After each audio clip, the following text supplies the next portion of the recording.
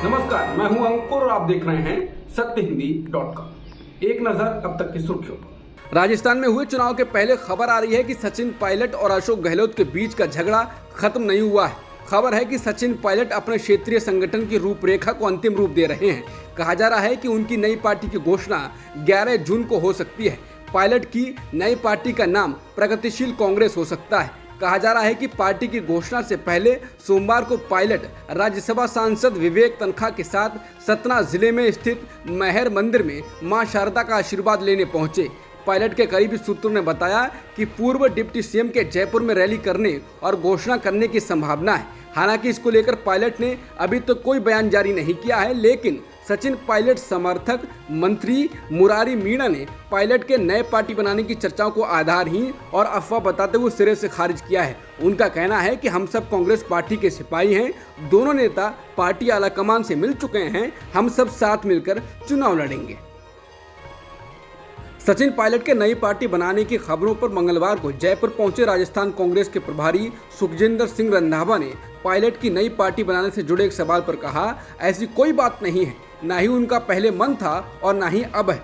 रंधावा ने कहा कि दिल्ली में हुई बैठक में गहलोत पायलट के बीच 90% विवाद उस दिन ही खत्म हो गया था और दोनों के बीच सुलह हो गई थी। पायलट के नए पार्टी बनाने की अटकलें केवल मीडिया में चल रही हैं और ऐसा कुछ भी हकीकत में नहीं है। उन्होंने कहा कि दोनों नेताओं के बीच फॉर्मूला बन गया है और वो उनको पता है। बैठक के बाद केसी वेणुगोपाल को जो कहना था वो उन्होंने बाहर आकर कह दिया था। रंधावा ने यह भी कहा, हर नेता को उनके कद के मुताबिक जिम्मेदारी दी जाएगी और आने वाले दिनों में मैं मंत्रियों, विधायकों और कार्यकर्ताओं के साथ बैठक करूंगा। बीजेपी के वरिष्ठ नेता सुब्रमण्यम स्वामी ने जीडीपी के आंकड़ों को विरोधाभासी बताते हुए कहा कि इंडिया शाइनिंग निराधार है।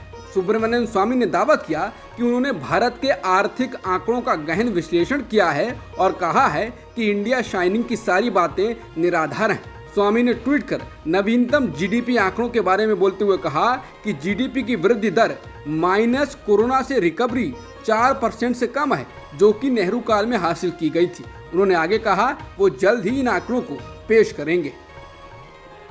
जम्मू कश्मीर में चुनाव को लेकर नेशनल कॉन्फ्रेंस के नेता उमर अब्दुल्ला ने कहा कि जम्मू कश्मीर में चुनाव यहाँ के लोगों का हक है और इसके लिए हम घुटने टेक कर भीख नहीं मांगेंगे।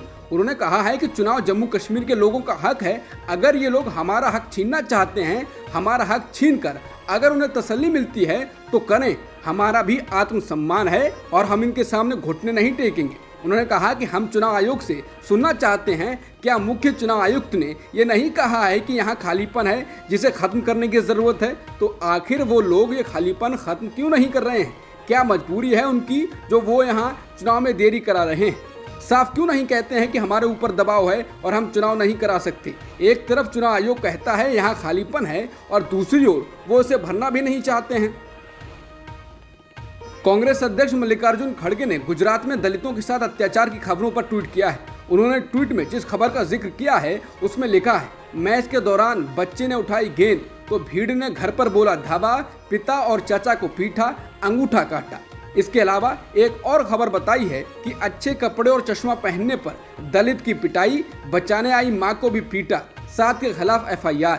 इसके बाद खड़गे ने लिखा है कि डबल इंजन सरकारों में दलितों, आदिवासियों व पिछड़े वर्ग का डबल उत्पीड़न हो रहा है। 2013 से 2021 के बीच दलितों के खिलाफ अपराध 29% बढ़े हैं। गुजरात की ये वारदातें अति विचलित कर देने वाली हैं। उन्होंने कहा कि समाज के शोषित वर्गों को मोदी सरकार ने सेकंड क्लास सिटीजन्स बना दिया है। टीएमसी सांसद महुआ मोइत्रा ने बजरंग पूनिया के बयान पर ट्वीट किया है। बजरंग पूनिया ने कहा था कि उनसे कहा गया था कि शाह के साथ मीटिंग के बारे में बात नहीं करनी है।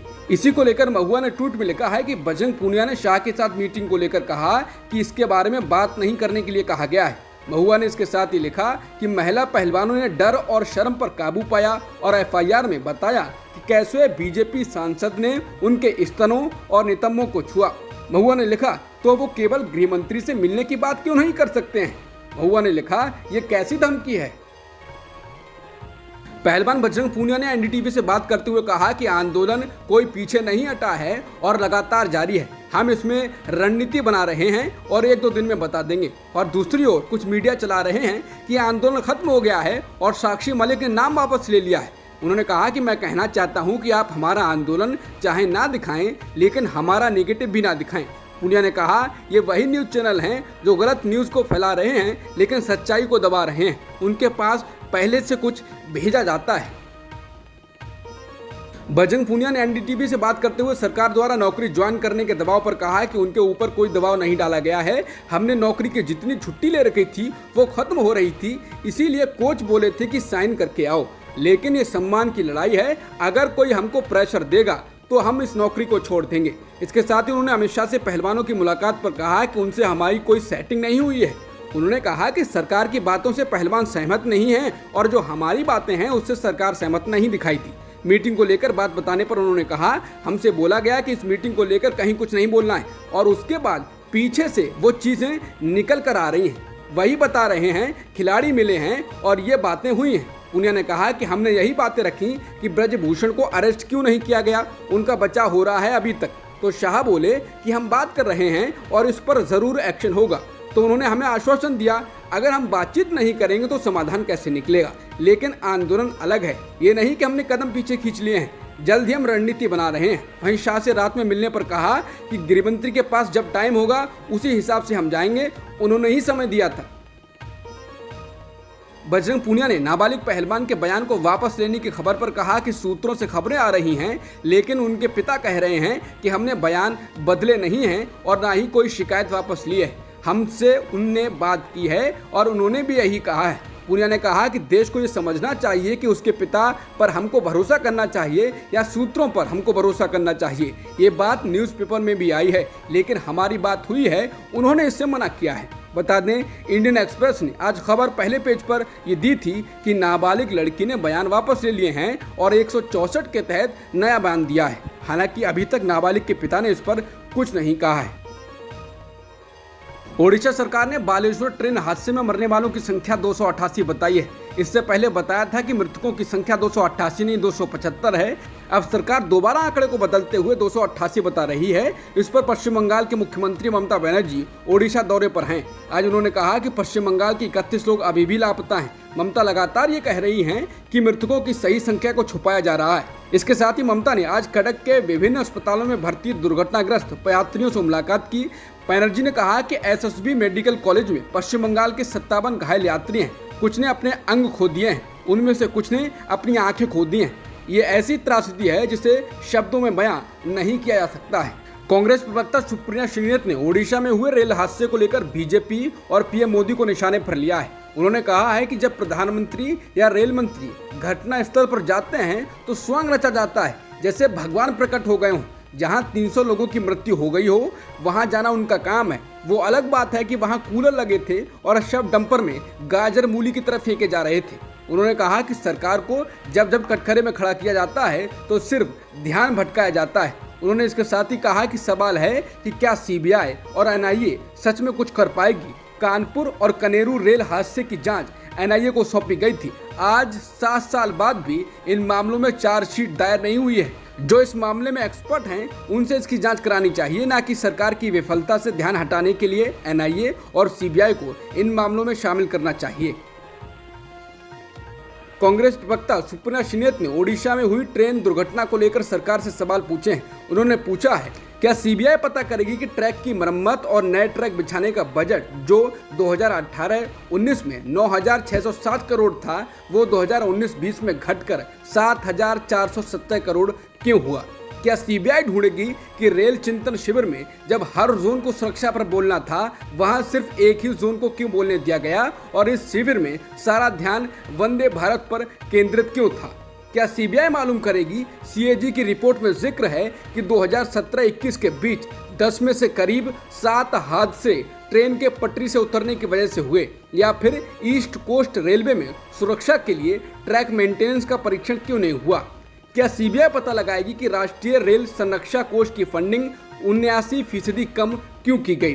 क्या सीबीआई मालूम करेगी कि राष्ट्रीय रेल संरक्षा कोष को सालाना 20,000 करोड़ का बजट क्यों आवंटित नहीं हुआ जैसा कि वादा था। क्या सीबीआई ये ढूंढेगी कि 3 लाख से ज़्यादा पद रेल विभाग में खाली क्यों हैं। क्या सीबीआई पता करेगी कि लोको चालक से 12 घंटे से ज़्यादा की ड्यूटी क्यों कराई जा रही है।